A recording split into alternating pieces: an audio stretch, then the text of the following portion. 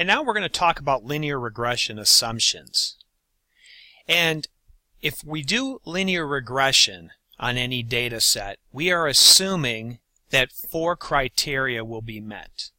And these 4 criteria are independence, which means that all the observations are independent from one another; linearity, which means that there's a linear relationship between the predictor variable, or as we called before, the independent variable, and the target.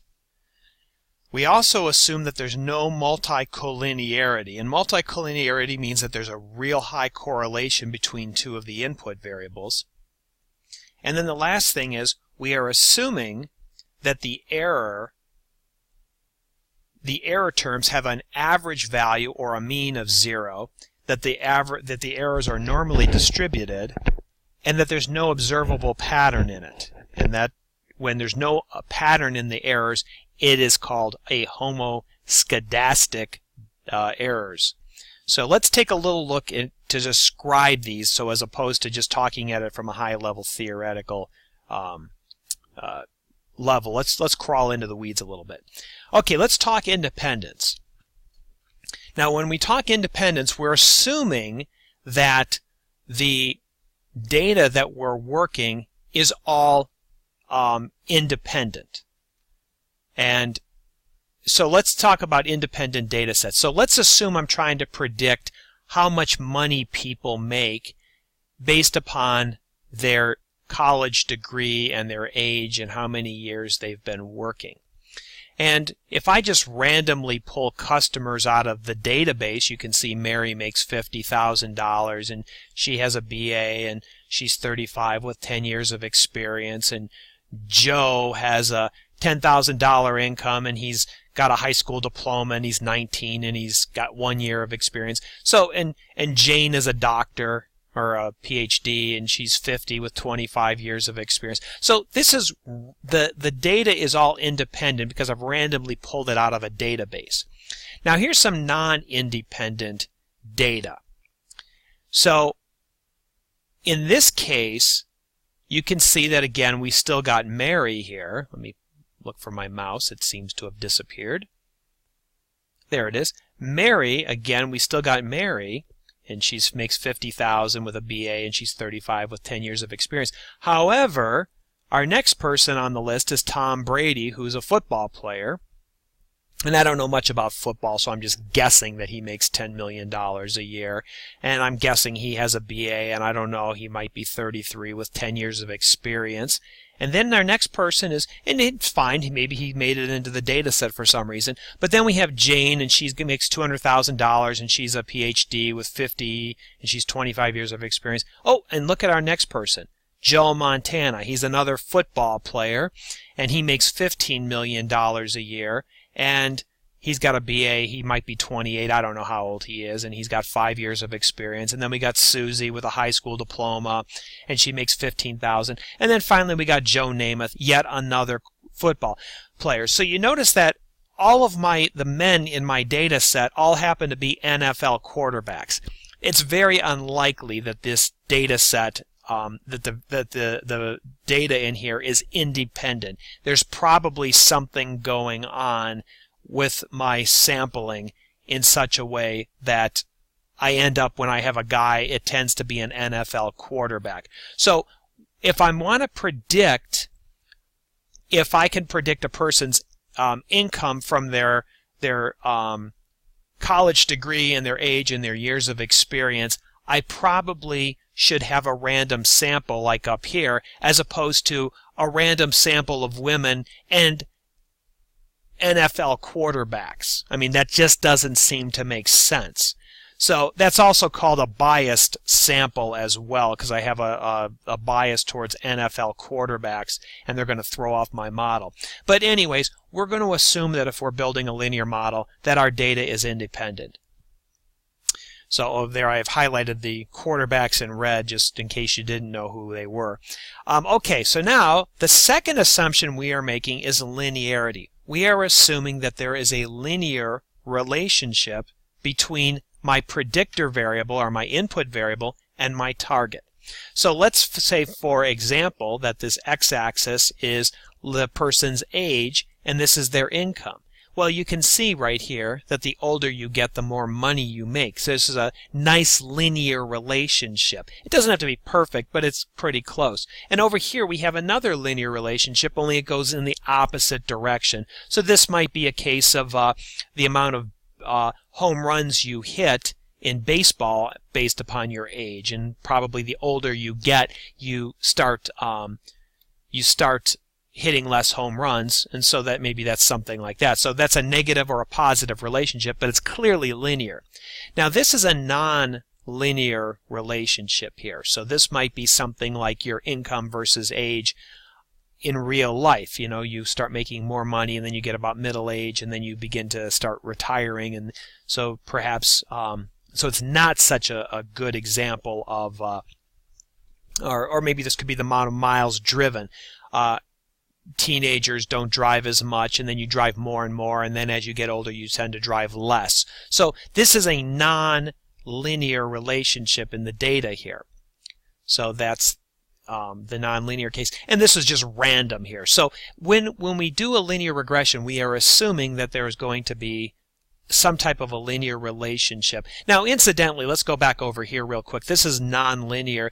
There are techniques to transform the data. If there is a nonlinear relationship, there's usually ways that you can transform that variable to make it look a lot more linear, and then maybe you can use it. So just because it's nonlinear doesn't mean you can't use it. There are techniques, but we're not going to talk about them right now. The third concept here is no multicollinearity in your input variables. What does that mean? Well, multicollinearity is when variables are highly correlated with one another. Let's talk about if I want to predict a person's home price, the price of that their house is worth. Well, let's say my data set has the person's income, their accumulated wealth, their car price, and their total tax bill. These are four variables that are highly correlated. Why? Because a person who has a lot of income usually also has, not always, but usually has accumulated a lot of money. They also have an expensive car, and they also pay a lot of taxes. These are variables that are highly correlated. What you would idealistically want is maybe their income, and maybe how many kids they have, because a person with more children tends to have a bigger house. Maybe you would want to look at where they live. A person in New York City tends to live in an apartment versus a person who lives in, Iowa might be a person who has a house. So there's other variables, but when variables are all highly correlated with one another, like for example the income and wealth and car price and tax bill, these variables, if you put all of these highly correlated variables into the model, it has bad effects on your accuracy. For example, some of the results of multicollinearity is it can give you an inaccurate model. It might overfit the model. Your model can be unstable, and by unstable I mean that if I make a small change to the input, like let's say I build a predictive regression model, and I say, well, gosh, what happens to this person's home price if his income goes up $1,000? It might drastically cause the price of the house to fluctuate, drastically higher or lower, and that's not what you want. You want it to be a nice, you increase the $1,000 income, you want the house to increase by a small amount as well. So if I have correlated data, I get an unstable model. Also, I might have parameters fighting with one another. So for example, I might say that there's my income might have a positive number, which means the more money I make, the more my house is, but then at the same time I have a tax bill that's negative, meaning that the more taxes I pay, the less my house is worth. Well, that doesn't make sense, because these two numbers are so highly correlated. I mean, if I have a lot of income, I pay a lot of taxes. What happens is sometimes these two variables start fighting with one another in the regression formula, so that this might be a high positive number and this might be a high negative number, and these guys sort of cancel each other out. What you really want to do is just use one of these variables. Instead of all four, you choose one and move along. So that's basically why you don't want multicollinearity. So this is an example of that. So we're assuming that there's no multicollinearity. And finally, let's talk about error terms. Now, when we do a regression formula, we are building a predictive model or a regression formula, and we put in the data and we make a prediction. Like, let's say that the amount of steam that was being consumed by a plant, we might say it's going to be 9 pounds. The real answer might be 10, but we predicted 9. We've got an error of 1. So when we do a regression, we are assuming that on our training data set that we are going to have an average value of 0. In other words, if I add up all of the errors and then divide by the number of records, the average would be 0. And if I graph them, it will have a nice normal distribution. So I'm hoping that this is what we're hoping for with linear regression, is a error terms, an average error of 0 and a normally distributed, by normally I mean bell-shaped curve. That's what we expect it to be. Also, we want our data to be homoscedastic. Now, what does homoscedastic mean? Skedastic is your statistical error, and homo means 1. So there is only one. If I were to plot my predictions over here and my errors over here, you can see that it's randomly distributed. There's no pattern. Basically, homoscedastic means no pattern in the data, and that's good. So we want there to be no patterns. If I see a pattern over here, you can see there's a pattern.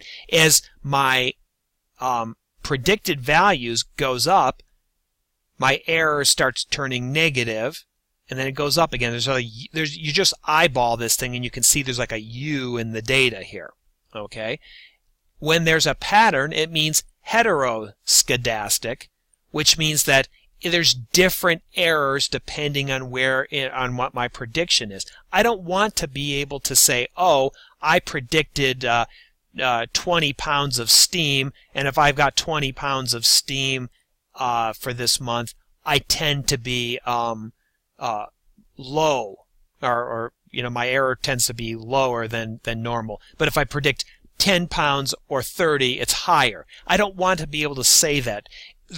What that usually means is that if there's a pattern in the data, that means that there's some extra information that you haven't accounted for, and your model isn't as good as it could be.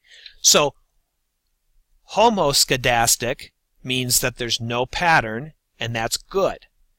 Heteroscedastic means that there is a pattern, and that's bad. And by bad, it means that our model is not as good as it could be. Now, if you were to do a drug study or a medical field, that could be enough to sink your model. You have to say, go back to the drawing board, find out where that pattern is. If, again, we're selling Twinkies, you say, you know what, I don't care if there's a pattern. You'll use the model, make your money, and in the meantime you send your statistician back into the back room with a computer and tell him to build a better model and come out when he's got one. That's how it's done in the real world. Depends on the industry you're in, will depend on exactly how big a deal this is. So again, this is homoscedastic, and that's good because there's no pattern. This is heteroscedastic. That means that there is a pattern, and that's bad. So what happens? So we've got those 4 assumptions. You've got linear. What are those 4 assumptions? Independence of the data. Linearity means that all the data that we got is independent. There's no pattern in the data. We assume that the data has a linear relationship with what we're trying to predict. We're predicting. We want there to be no multicollinearity. In other words, my input variables aren't correlated with one another, and I want my errors to be normally distributed with no pattern. Now, what happens if those assumptions are violated? Well, we're going to first talk about one gentleman named John Tukey. He was a famous statistician, and he was the founder of exploratory data analysis. And he wrote a very famous paper in the 1970s where he first described exploratory data analysis. And what Tukey's position was, and this was very revolutionary at the time, was John Tukey said that linear regression is very robust, which means that even if you violate some of these assumptions, you still end up with a pretty good model. And so you should give it a try. There was another gentleman another famous statistician, George E.P. Box. So George Box, he's done a lot, really famous, and his famous quote is, "All models are wrong, but some are useful." So when you are building a linear regression model, even if all the assumptions are fine and you have a very low R-squared value and all that, it's still technically wrong because you're not predicting the exact value. So it doesn't matter if it's wrong. If it's making you money or it's useful to you, then you should use it. That's according to G.E. Box. My opinion is in conjunction or similar to that of John Tukey and George Box, which is that linear regression is really simple, it's really powerful, and you know what? If you can get away with using it in your day-to-day life, do so, because even if you have to take a few liberties and violate your law, some of those assumptions, I don't mean laws like legal laws, but the statistical rules, if you have to violate those, do it, because you're not going to get an easier model than a linear regression model. Now, there's more complicated stuff out there, but if you can ever get away with a linear regression, do it. So that's just my personal opinion as well, and it's basically in agreement with John Tukey and George Box. So that's the assumptions for linear regression.